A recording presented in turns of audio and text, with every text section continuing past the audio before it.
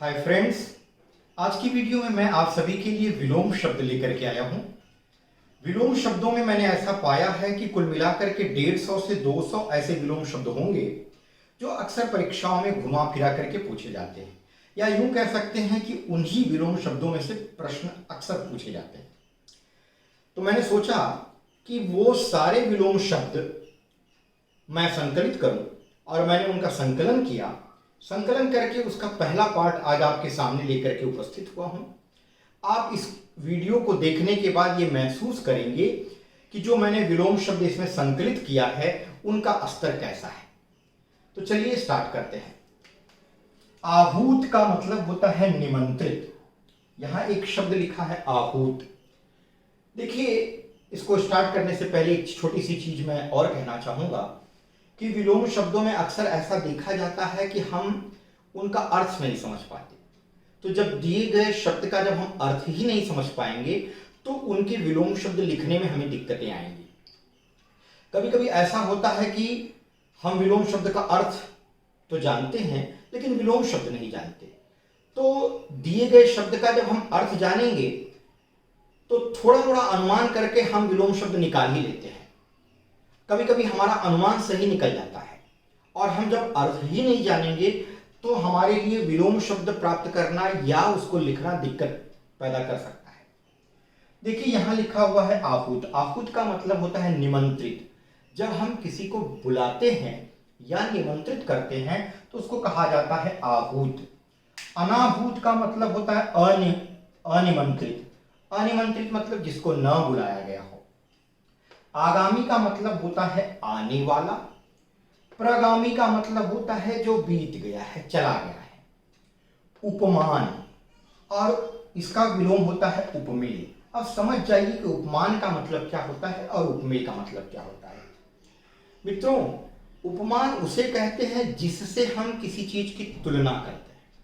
ठीक है, जैसे अगर कहा जाए कि सीता का मुख चंद्रमा के समान सुंदर है तो यहां सीता के मुख की तुलना चंद्रमा से की जा रही है, इसलिए चंद्रमा उपमान हो जाएगा, यानी जिससे तुलना की जा रही है।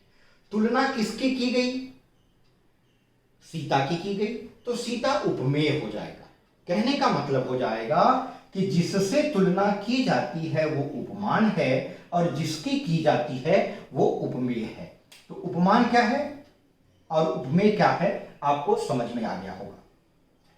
सामिष का मतलब होता है मांसाहार, यानी मांस, मछली इत्यादि भोजन जो होते हैं वो मांसाहार है। निरामिष का मतलब होता है मांस मछली रहित।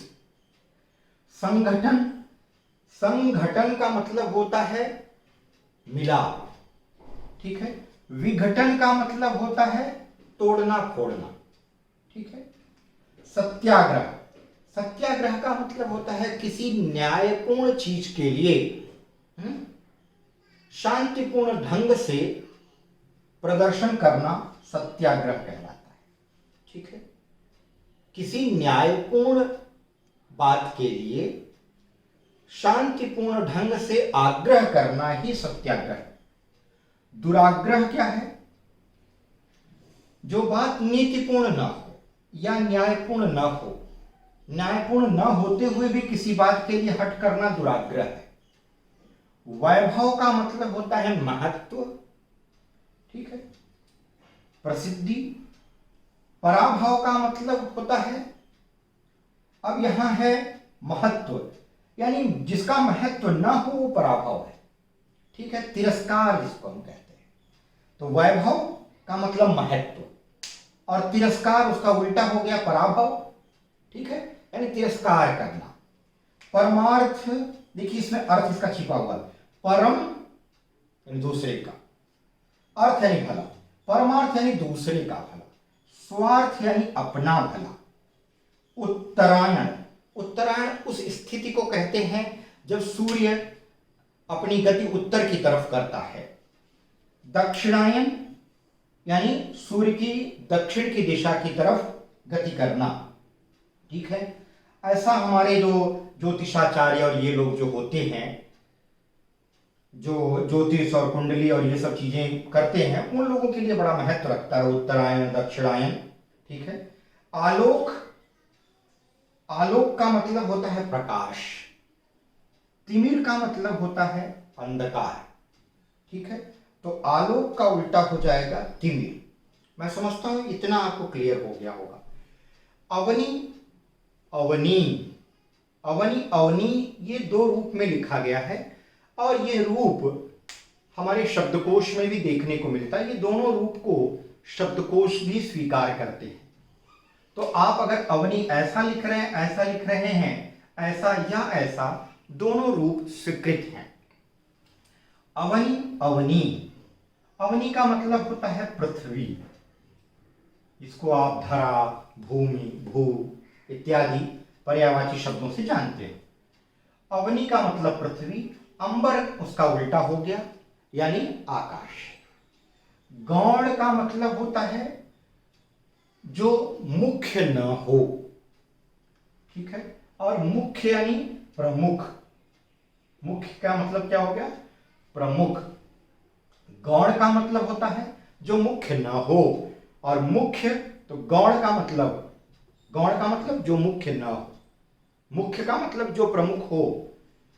समास आपने पढ़ा व्याकरण में भी, दिव्य ज्ञान पर भी इसके ऊपर कई वीडियो बनाए गए हैं। समास का मतलब क्या हुआ, आप उस पूरे चैप्टर को पढ़िए तो समास शब्द को एक शब्द में कहना हो तो क्या कहेंगे? समास मतलब संक्षेपीकरण, संक्षिप्त करना, छोटा करना। व्यास का मतलब होता है विस्तार देना। ठीक है, तो समास का उल्टा क्या हो जाएगा? व्यास। प्रसूति, जन्म देना। निवृत्ति यानी मोक्ष, तो प्रसूति जन्म से रिलेटेड हो गया, प्रसूति शब्द यानी जन्म, जन्म देना। और निवृत्ति का मतलब होता है मोक्ष। अक्षर, देखिए अ यहां नकारात्मक अर्थ दे रहा है, क्षर का मतलब होता है विनाश। अक्षर मतलब जिसका विनाश ना हो, अविनाशी। अक्षर का मतलब क्या हो गया एक शब्द में बोले तो? अविनाशी। देखिए इसके कई अर्थ हैं। ब्रह्मा, विष्णु, महेश जो हमारे त्रिदेव हैं, इन लोगों को भी अविनाशी या अक्षर कहा जाता है। तो अक्षर एक अनेकार्थी शब्द है। क्षर का मतलब हो गया विनाश, तो अक्षर मतलब अविनाशी और अक्षर का मतलब विनाशी, जो इसका विनाश हो, जो नष्ट हो। पंडित का मतलब यहां है ज्ञानी से। देखिए पंडित भी अनेकार्थी शब्द में आ सकता है। पंडित एक जाति भी होती है। पंडित ज्ञानी से भी तात्पर्य है, यहां ज्ञान से तात्पर्य लिया गया है। पंडित का अर्थ है ज्ञानी, उसका उल्टा हो गया मूर्ख, अज्ञानी। खंडन यानी किसी बात को काटना। मंडन का मतलब है प्रमाण के साथ किसी बात के लिए तर्क देना, या प्रमाण के साथ किसी बात को प्रस्तुत करना, मंडन है। ठीक है, खंडन यानी बात को काटना, तो खंडन का विलोम क्या होगा? मंडन। मानवता, इंसानियत या मनुष्यता। नृशंसता यानी दानवता, दुष्टता, तो मानवता का उल्टा क्या हो जाएगा? नृशंसता। अब देखिए मानवता का विलोम दानवता भी लिखा जाता है। ठीक है, कहीं कहीं ऐसा भी देखने को मिलता है। रथी का उल्टा क्या हो जाएगा? विरथ। रथी का मतलब क्या है? रथ पर सवार। विरथ यानी बिना रथ के। ऐसा तुलसीदास ने भी श्री रामचरित में लिखा है, श्री रामचरितमानस में लिखा है कि जब रावण रथ पर बैठ करके आया श्री राम से युद्ध करने के लिए, तो विभीषण ये देख करके अधीर हो गए, व्याकुल हो गए कि रावण रथ पर चढ़ करके आया है और दुनिया के मालिक भगवान श्री राम जमीन पर खड़े होकर के उससे युद्ध करने जा रहे हैं। तो तुलसीदास ने एक चौपाई लिखा है, रावण रथी विरथ रघुवीरा। रावण रथी विरथ रघुवीरा, देख विभीषण भयहु अधीरा। तो रथी का मतलब रथ पर सवार, विरथ मतलब बिना रथ के। यहां वी जो है वो नकारात्मक अर्थ दे रहा है। वी जो उपसर्ग लगा है, ठीक है, रथ के पहले, वो नकारात्मक अर्थ दे रहा है। ऐसे स्वतंत्र रूप से देखें तो वी का कोई अर्थ नहीं है। कल मैंने आपको उपसर्ग कराया था।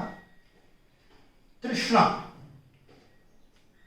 तृष्णा का मतलब है अतृप्त अभिलाषा, वो तृष्णा है। वितृष्णा मतलब जिसमें तृष्णा न हो। यहां भी वी जो लगा है वो नकारात्मक अर्थ दे रहा है।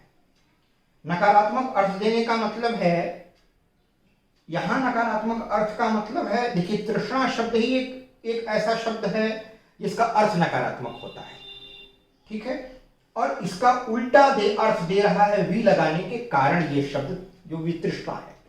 तृष्णा और वितृष्णा के बाद अब हम देखेंगे उपादेय और अनुपादेय। उपादेय का मतलब होता है ग्रहण करने योग्य, अनुपादेय का मतलब होता है जो ग्रहण करने योग्य ना हो। तो मित्रों, मैं समझता हूं कि आज का वीडियो आपको पसंद आया होगा। आप इसे ज्यादा से ज्यादा लाइक करेंगे, अपने कमेंट्स लिखेंगे, अगर कोई सुझाव है तो वो भी लिखेंगे, और अपने दोस्तों, मित्रों, सगे संबंधियों और अन्य विद्यार्थियों तक इस वीडियो को शेयर करेंगे। चलिए अगले वीडियो में एक नए विषय के साथ मैं फिर आपसे मिलूंगा।